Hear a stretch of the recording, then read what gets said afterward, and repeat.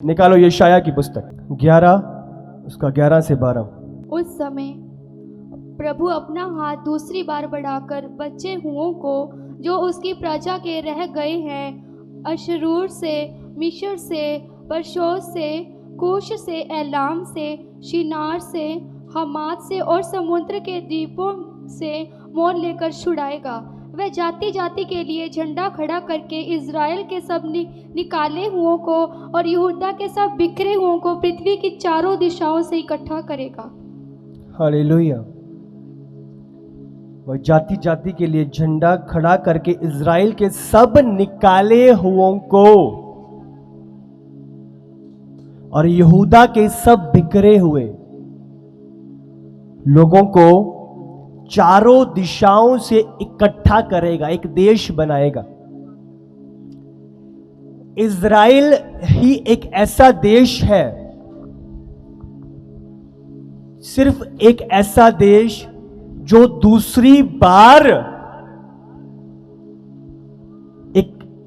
बार आकर एक देश दोबारा से स्थापित कर लिया गया। हालेलुया।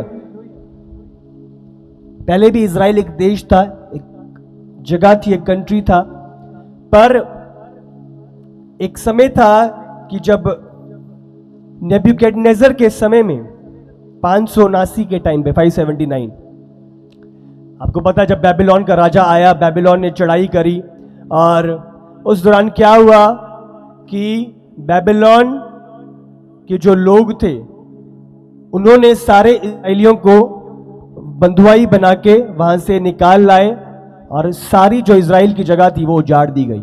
वहां का मंदिर, वहां की जगह, वहां का स्थान सब उजाड़ दिया गया। और 70 साल के बाद नमाया, एजरा, ये लोग आए और दोबारा से इज़राइल की शहरपनाह खड़ी करी और दोबारा से उस देश को बसाया। तो ये पहली बार था कि जब वो दोबारा बसाया गया। अब दूसरी बार जो दोबारा बसाया गया था ये था 1948। पर ये उजाड़ा कब गया था? जैसी इज़रा नेमाया ने उसे दोबारा बसाया, यीशु मसीह आए, हम जानते हैं यीशु मसीह मारे गए, गाड़े गए, तीसरे दिन मुर्दों में से जी उठे। और जैसी जब चेले प्रचार कर रहे थे, एडी 70 के समय पे एक एम्परर था रोमी जिसका नाम टाइटस था। तो जब वो आया अपनी सैनिकों के साथ, जब उन्होंने देखा कि इज़राइल के लोग बलवा कर रहे हैं, तो उसने सारे मंदिर को उजाड़ दिया, सारी जगह को उजाड़ दिया और जितने भी यहूदी थे, इज़राइली थे, वो तितर बितर कर दिए गए। कोई पूर्व चला गया, कोई पश्चिम चला गया, कोई यूएस की साइड चला गया। तो ये सारे इज़राइली ऐसे बिखर गए थे एडी 70 के बाद। अब समझ रहे हो?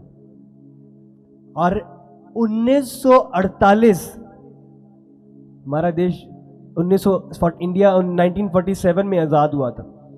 तो 1948 मई में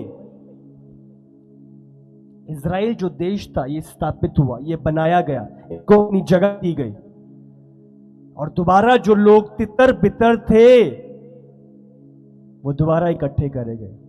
ये उस टाइम का न्यूज़पेपर है, state of Israel is born, Israel पैदा हुआ है। तो ये पहली बार जब एजरा नेमाया दोबारा खड़ा किया इज़राइल की जगह को, और दूसरा 1948 में तब जब दोबारा इज़राइल बना। हालेलुया। तो सबसे पहला जो 1948 में जो भविष्यवाणी पूरी होनी थी कि वो एक देश होगा, इज़राइल एक देश होगा और मैं अपने लोगों को तितर बितर जो बिखर चुके हैं उनको इकट्ठा करूंगा।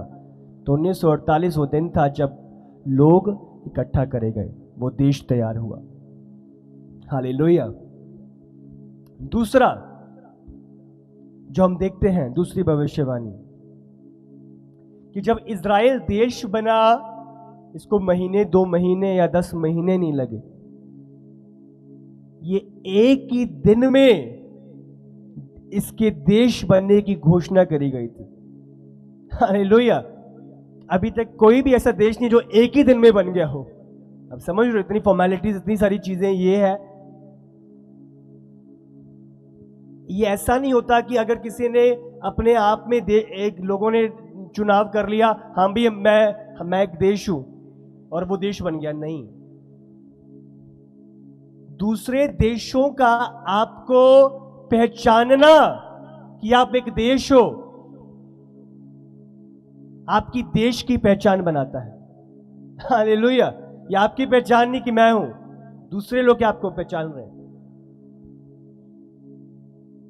बट इज़राइल एक ही दिन में, और ये एक भविष्यवाणी थी जो पूरी हुई। क्या एक ही दिन में हो सकता है? हो सकता है। बट पढ़ेंगे यशायाह 66 उसका 7 और 8।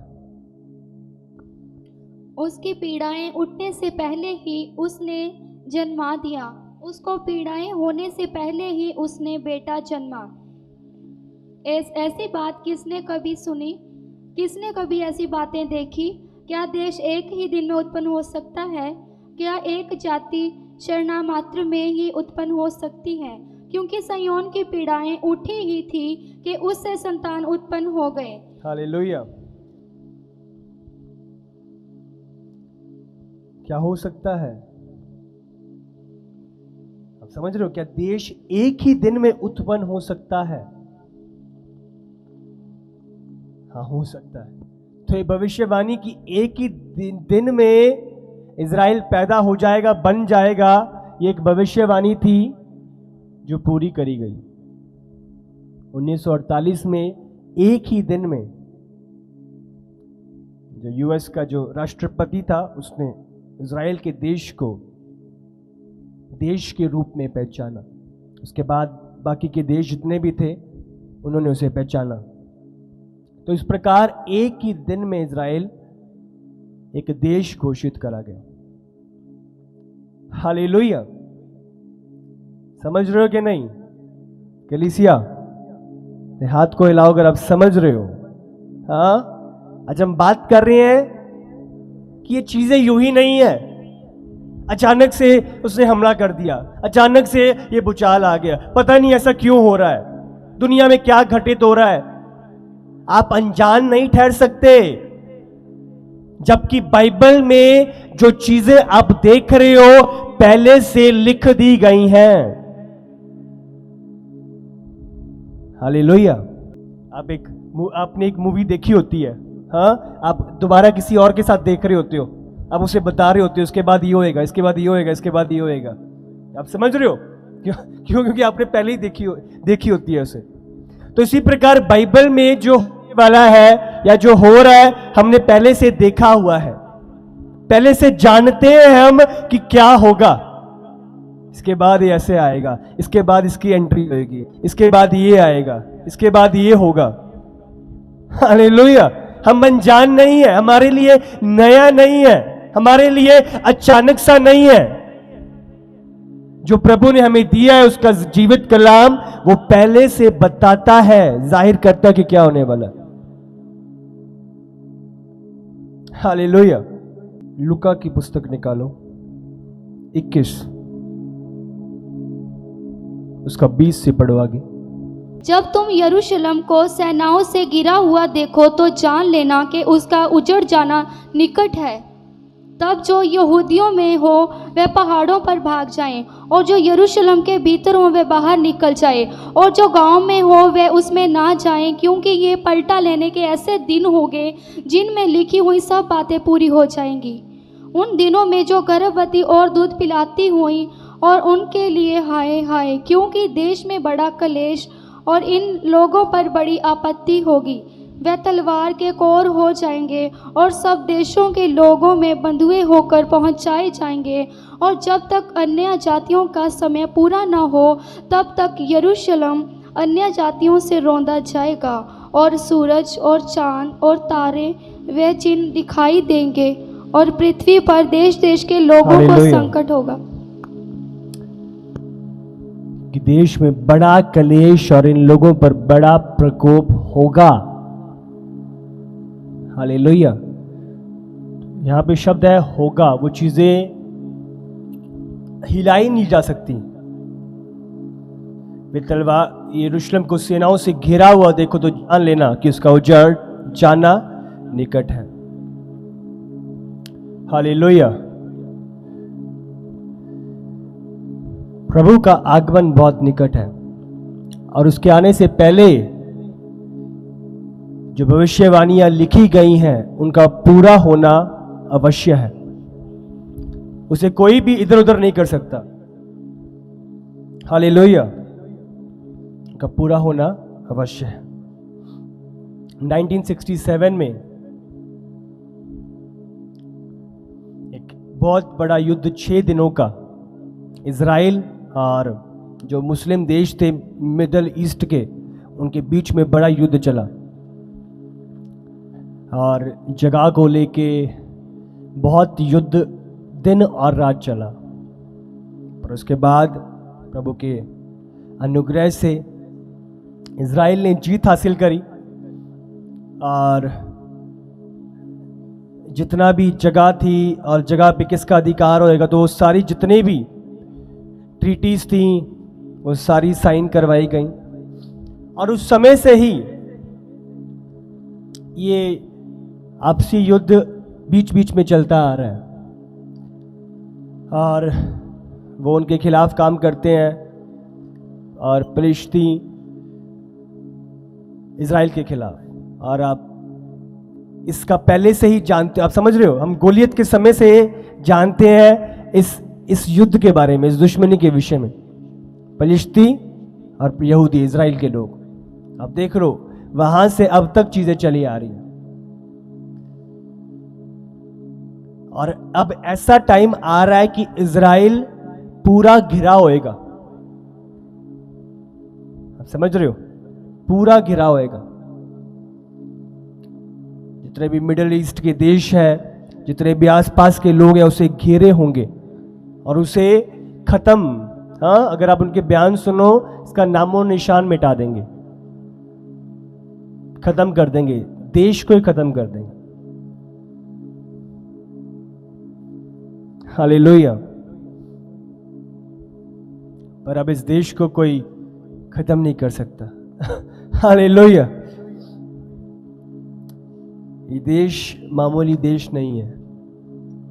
ये देश प्रभु का ठहराया हुआ, चुना हुआ वंश है, जिसके लिए प्रभु की बड़ी योजना इस अंतिम समय के लिए है। हालेलुया। एक और भविष्यवाणी जो ये इजराइल की जगह है,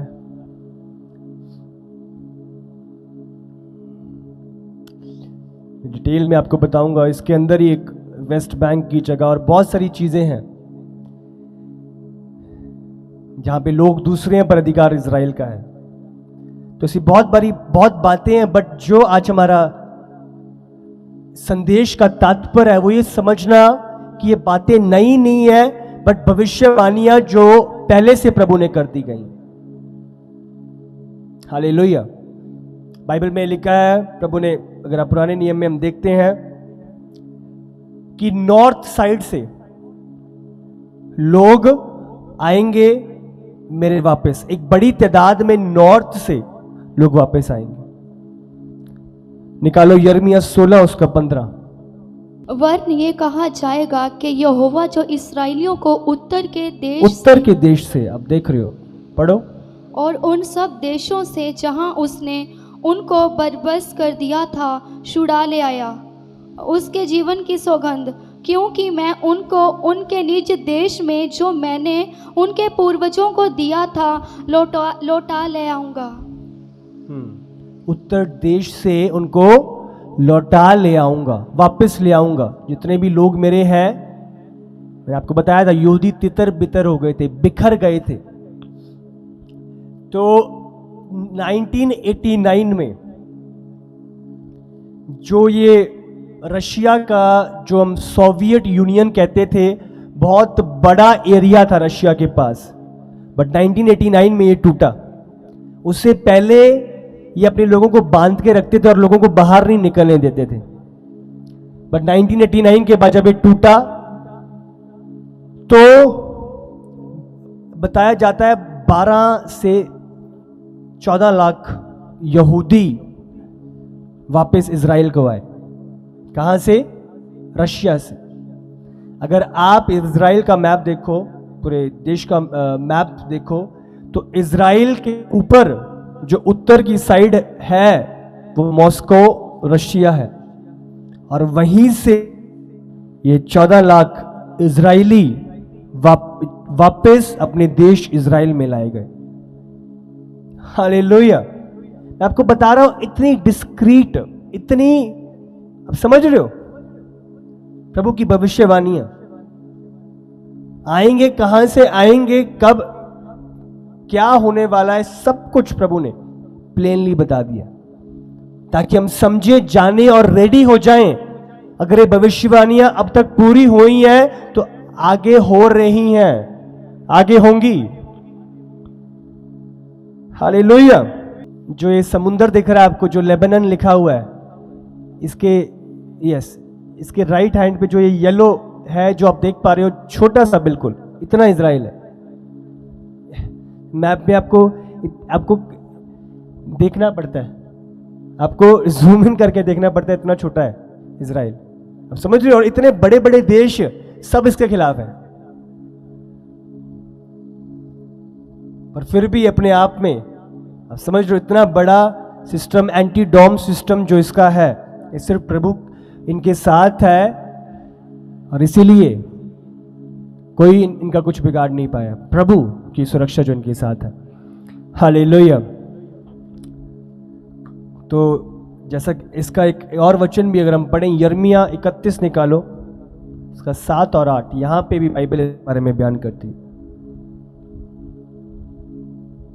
क्योंकि यहोवा यूं कहता है, याकूब के कारण आनंद से जय जयकार करो, जातियों में जो श्रेष्ठ है उसके लिए ऊंचे शब्द से स्तुति करो और कहो, हे यहोवा, अपनी प्रजा इस्राएल के बचे हुए लोगों का भी उद्धार कर।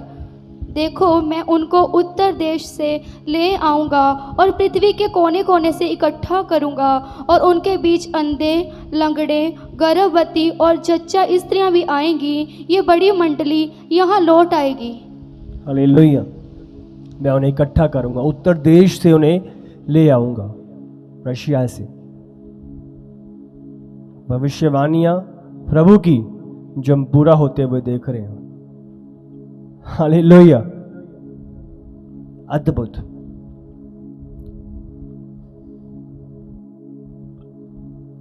अगला जो प्रभु बयान करता है, बाइबल बयान करती है, जो इस समय में हम जी रहे हैं,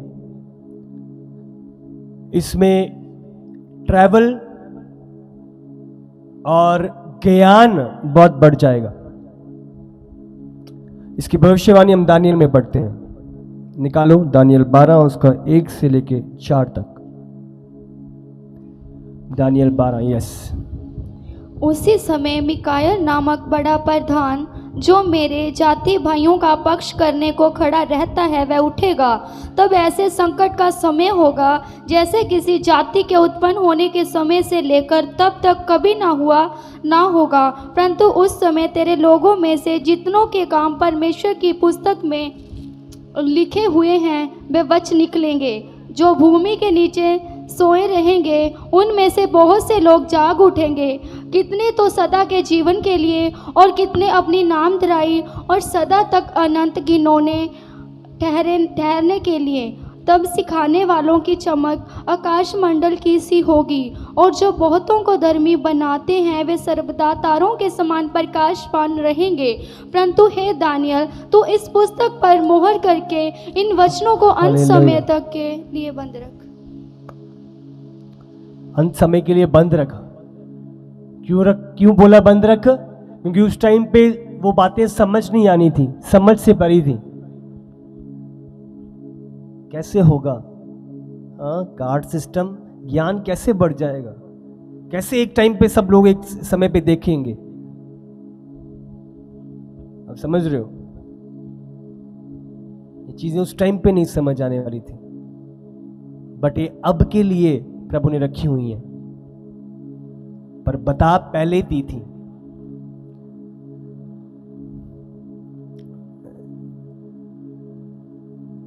बाइबल में लिखा है, जो भूमि के नीचे सोए हुए रहेंगे, बहुत से लोग जाग उठेंगे, क्योंकि कितने तो सदा के जीवन के लिए और कितने अपनी नामधराई के लिए और सदा तक अत्यंत घिनौनों के लिए, घिनौनों ठहरने के लिए। अब समझ रहे हो कैसा समय जो आएगा, जो अब तक ना आया। इज़राइल में जो अगला होने वाला है वो है मंदिर की तैयारी होना। जो मंदिर था AD 70 में उसे ढा दिया गया था। अब एक और मंदिर है जो तैयार होगा इज़राइल के अंदर, और एक ऑर्गेनाइजेशन जो इसकी तैयारी में है, सारी चीज़ें इकट्ठी कर ली गई, और जो स्टैंड है मनोरा का, जितना भी गोल्ड सोना जितना भी कुछ लगेगा टेंपल के लिए, वो सारी चीज़ें इकट्ठी कर ली गई हैं, और सिर्फ परमिशन की देरी है और वो टेंपल बनना तैयार हो जाएगा। और जब ये टेंपल बनेगा, ये अंतिम समय की भविष्यवाणी है। और बाइबल बयान करती है जो 7 साल कलेश, 7 साल 3.5 साल कलेश और 3.5 साल महाकलेश के आ रहे हैं, उसके बीच में 3.5 साल पूरा होने के बाद एंटी क्राइस्ट आएगा, उस मंदिर में जाएगा और अपने आप को ईश्वर कहलाएगा। तो ये सारी बातें पहले से लिख दी गई हैं, ये जो घटित होंगी। यहां तक भी बोल दिया है कि टाइम आएगा मूर्तियां बोलेंगी। अब समझ रहे हो? अगर वो बोलेंगी तो क्या हम विश्वास कर लेंगे उन बातों पे जिसके विषय में बाइबल में पहले लिख दिया गया है? हालेलुया। प्रभु के वचन को हमें जानना और समझना है, हमें धोखे में नहीं रहना, हम धोखा ना खाएं। इसीलिए प्रभु ने अपना कलाम पहले ही दे दिया है, ताकि हमें अलर्ट रहे। हमें पता है इसके बाद ये होएगा, इसके बाद ये होएगा, इसके बाद ये आने वाला है। आपको उस तैयारी के साथ चलना है। रैप्चर आ रहा है तो आप तैयार हो, आप उलझे नहीं हो, आप भटके हुए नहीं हो, आप तैयार हो, आप उसकी बाट जो रहे हो, आप आनंदित हो,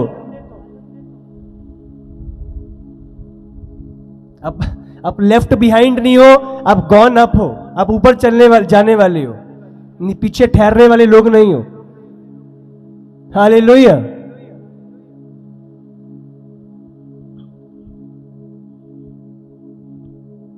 तैयारी।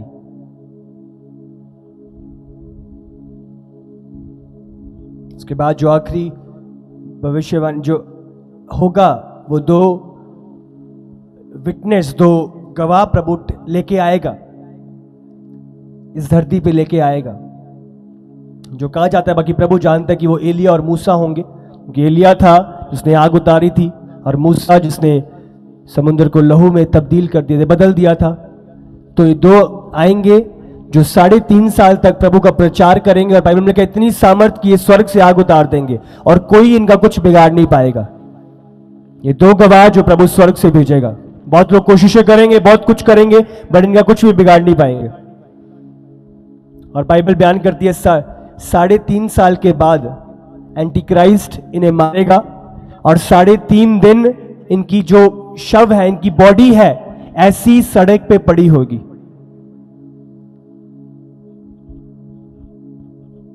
और बाइबल बयान करती है कि लोग उपहार बांटेंगे एक दूसरे को जब इनकी लाशों को देखेंगे। अब देख रहे हो कितनी नफरत करते होंगे ऐसे बंदों से कि वो उनके मरने पे तोहफे बांट रहे हैं एक दूसरे को, कि वो उन्हें बताएंगे, उनके पाप के विषय में आगाह करेंगे, बोलेंगे छोड़ दो स्वर्ग का, उनको ये चीजें पचेंगे नहीं और वो उनसे नफरत करेंगे, विरोध करेंगे। हालेलुया। क्योंकि इतने टाइम से 3.5 साल मारने की कोशिश तो करी, पर कुछ हुआ नहीं है, तो जब फाइनली प्रभु के वचन के अनुसार मर जाएंगे तो बहुत खुश होंगे वो। पर बाइबल बयान करती है 3.5 दिन के बाद प्रभु दोबारा से उनके अंदर श्वास फूकेगा और वो दोबारा से जीवित हो उठेंगे 3.5 दिन के बाद, और प्रभु दोबारा उनको स्वर्ग में बुला लेगा। पर सब ये बात देख के शॉक होंगे, और बाइबल बयान करती है हर एक आंख इस बात को, इस दृश्य को देखेगी। आमीन।